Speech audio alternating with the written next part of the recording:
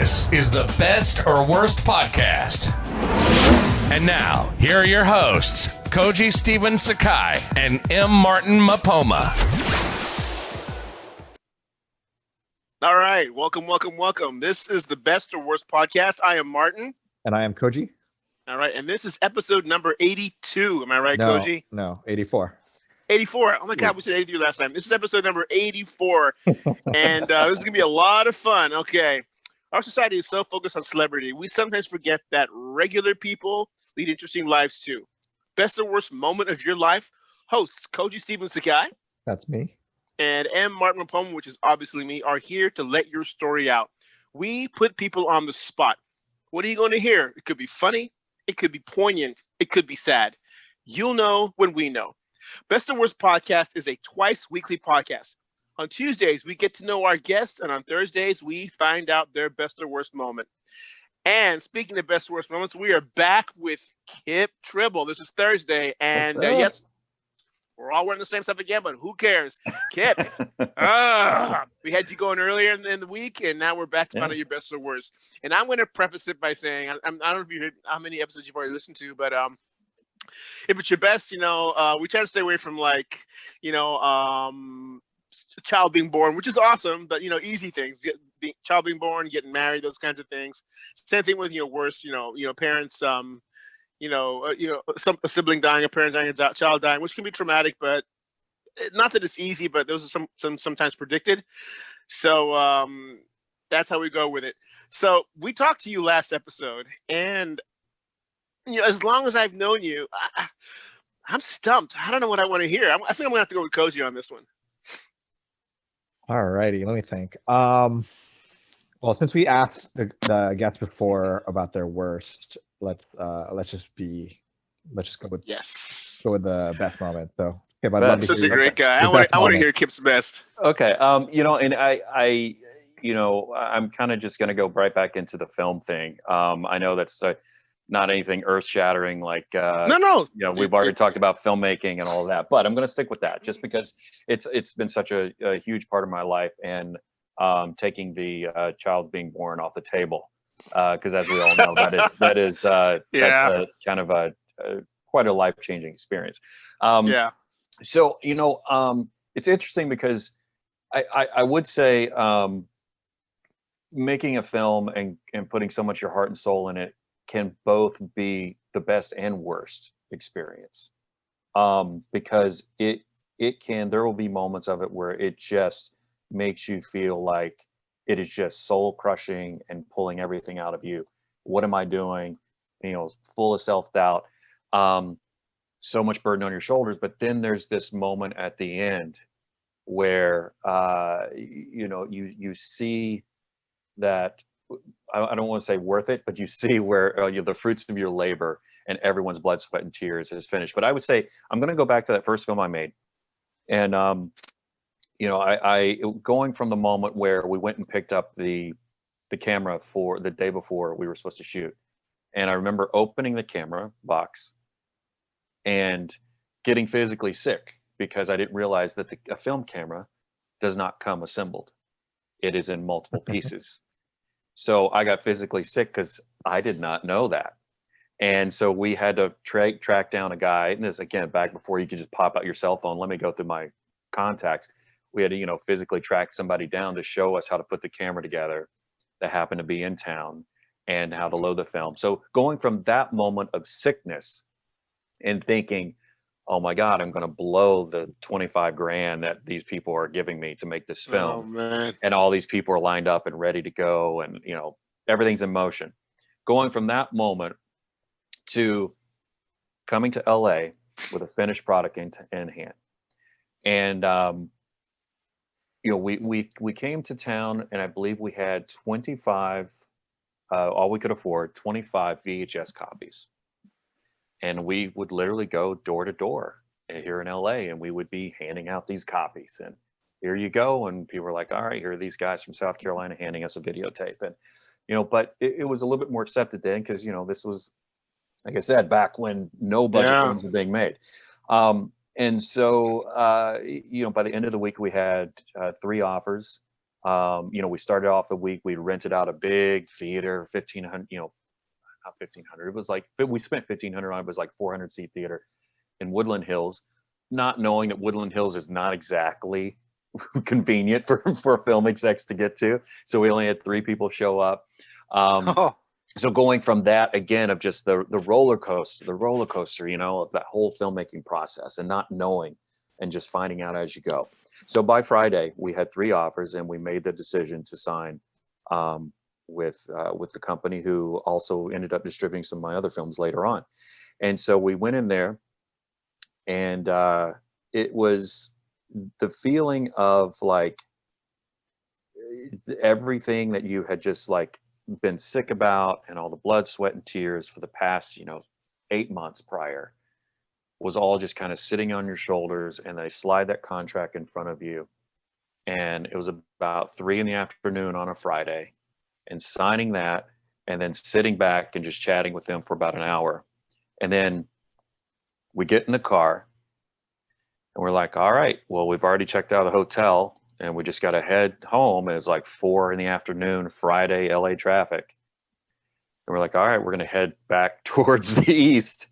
And we put on a song, and we put in, silly enough, this sounds super, super cheesy, and I'm embarrassed to even say it, but the song of Cry Tough by Poison was on.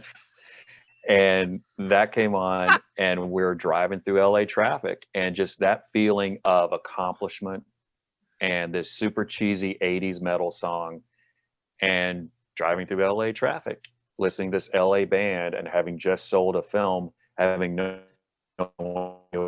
what we were doing, 8 buyer, just an incredible feeling. Was just really, it's hard to describe, and it's one of those things, I think we've all experienced best and worst moments throughout our lives, but it's to be able to recall exactly, yeah, that was a great feeling. That was oh yeah, I remember that being a great feeling, but I remember all the specifics. I remember driving down Ventura. I remember there was the fish taco place over here. That was 24 years ago. Wow. And I remember very specific details because it was such, had such an impact on me. And I, that was a turning point of like, all right, so this is actually what I'm going to do with my life.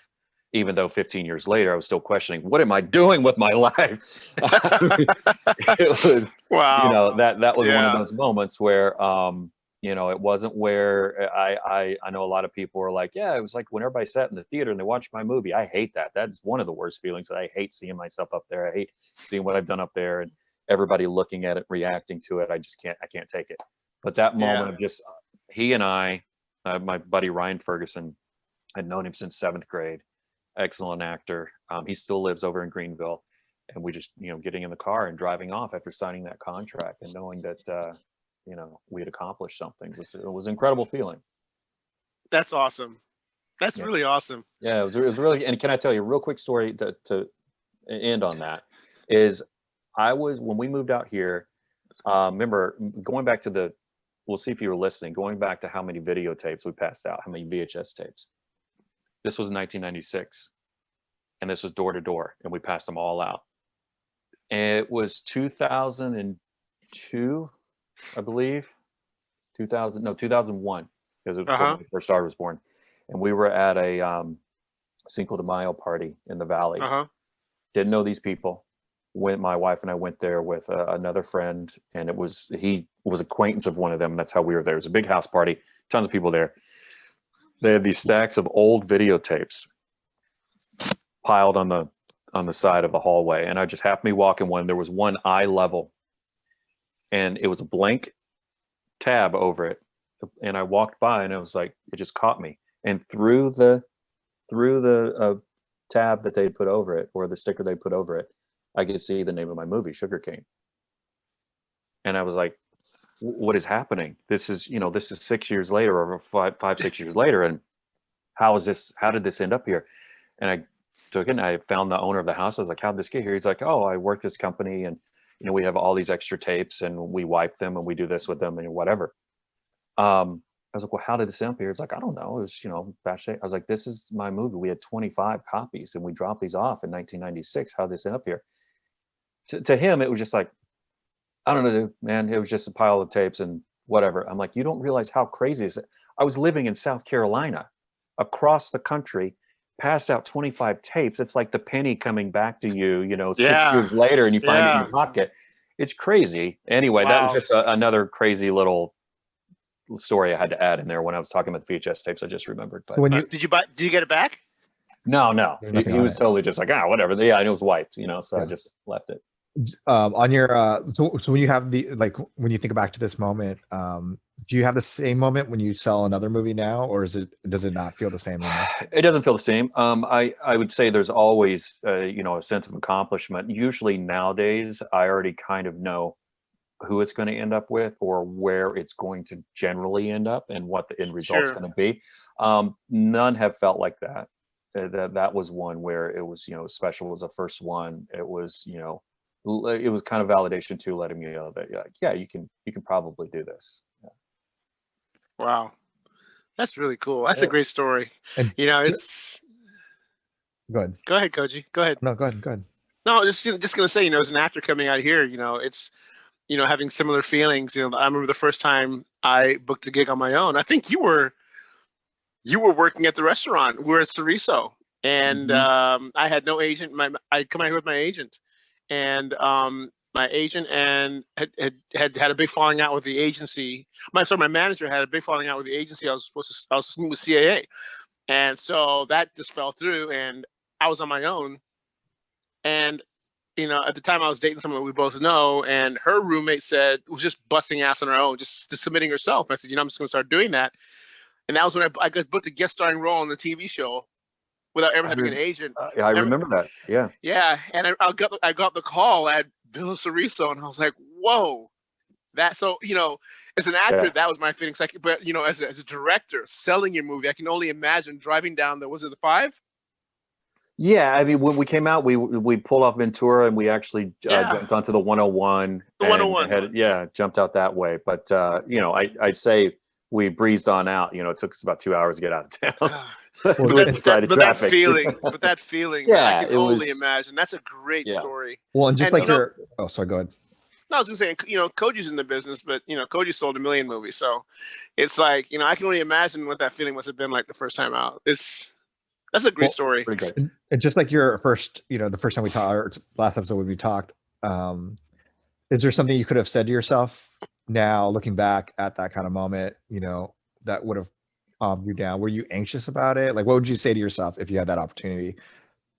Anxious about selling it, or anxious about after the moment where we'd already sold like it? before you came out, before you're passing it out.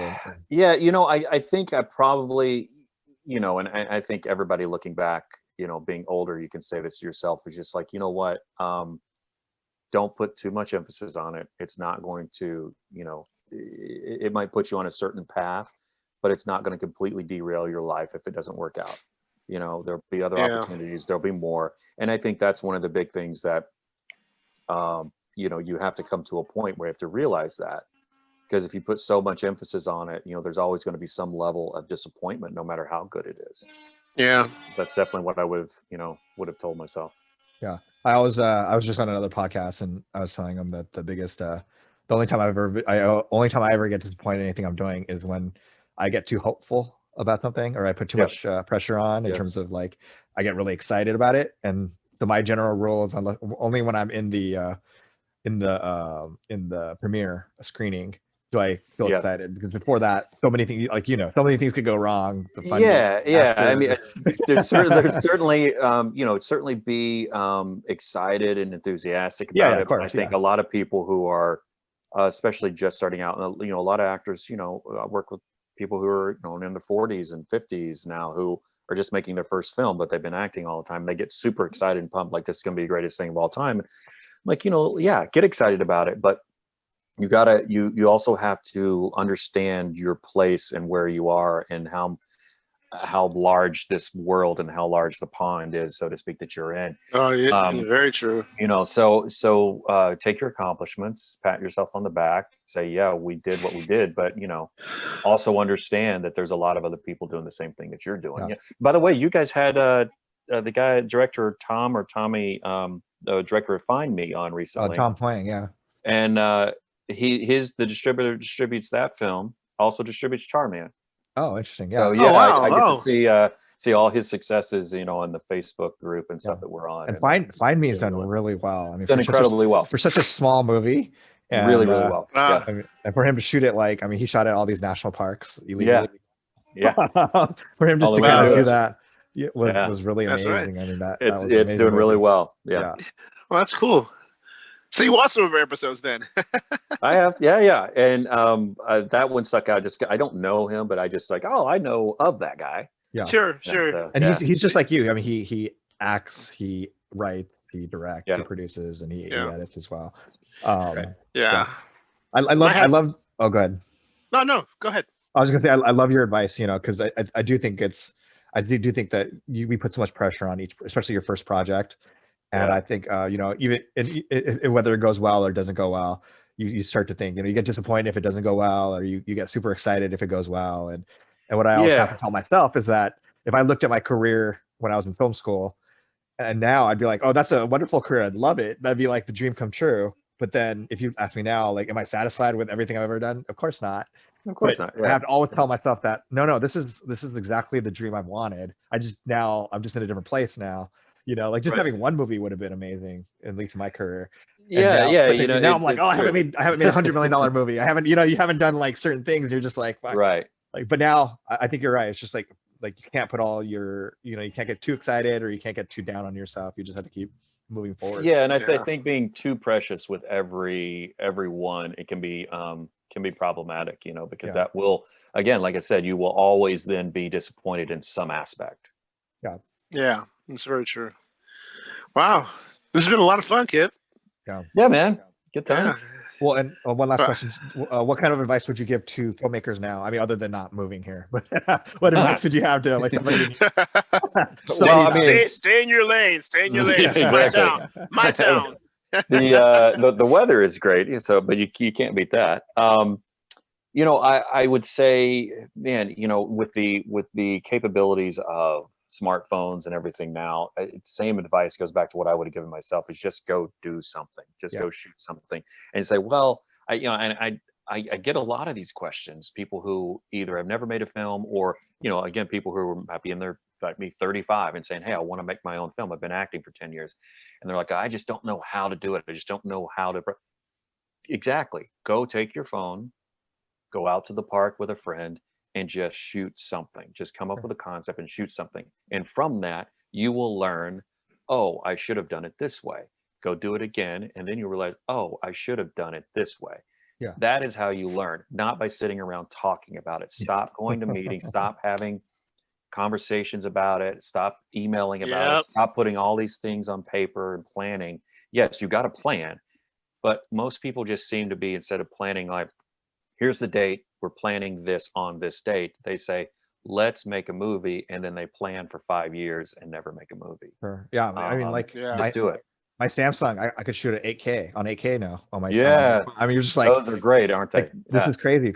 Like your advice is the same advice I always give everyone. Stop talking about it and just do it. And don't wait for people. Like I'm talking to a cell phone company about doing a movie on my cell phone. And it's like one of those things where it's like, I'm just I'm tired of waiting for other people. And I have a cell phone that shoots on 8K. Might as well just shoot something. And, especially with COVID, I don't need a lot of actors. I don't need a lot of, I don't need a lot of crew. Let's just do something, as opposed to, and if it sells, it sells. If it doesn't, I mean, it'll sell somewhere, but if it doesn't, you'll just move on. And it's a cheap movie anyway, right? So we're at whatever kind of distribution you can get now, it's fine, because it's, a $10,000 movie, or it's a $5,000 movie. It doesn't really matter. Absolutely. Yeah. We shot one during COVID too. And 45%, I would say 45 minutes to an hour of the movie is just over Zoom. And everybody recorded themselves on their cell phone, and we laid all of that footage into Zoom boxes. So it's just, don't wait around. So many people are like, oh, well, COVID shut everything down, so we're going to wait for 8 months. It's not the way to do it.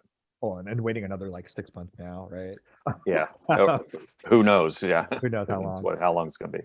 All right. Well, I really appreciate Kipp coming on the show, and Martin for hosting. And, of course. And thank you everybody for listening. We really appreciate it. Please rate, review, subscribe to our podcasts. And if you have time, Please. let me just do a quick plug on my other show. I just have another show called Guy Code where we ask people to give advice to my son. So please check that out as well. It's on all the platforms on Guy Code. You haven't had me on there yet. What are you talking about? You've been on there twice. I'm kidding. Oh, I was gonna say. Let me say recently. Okay, I got to one last. You haven't met Koji has the most amazing kid. I love that kid. Yeah. Koji thinks it's creepy, but I think he's just a cool kid. You're a little obsessed, you know. I'm not. When you park in front of my house at night and stare at the house and take pictures, you can't say that stuff, man. No. Obviously, it's a joke. It's a joke. No, I know. I knew it. I knew it. All right. Well, thank you guys so much. All right. All right, cool, guys. Have a good one. Bye. Bye, guys.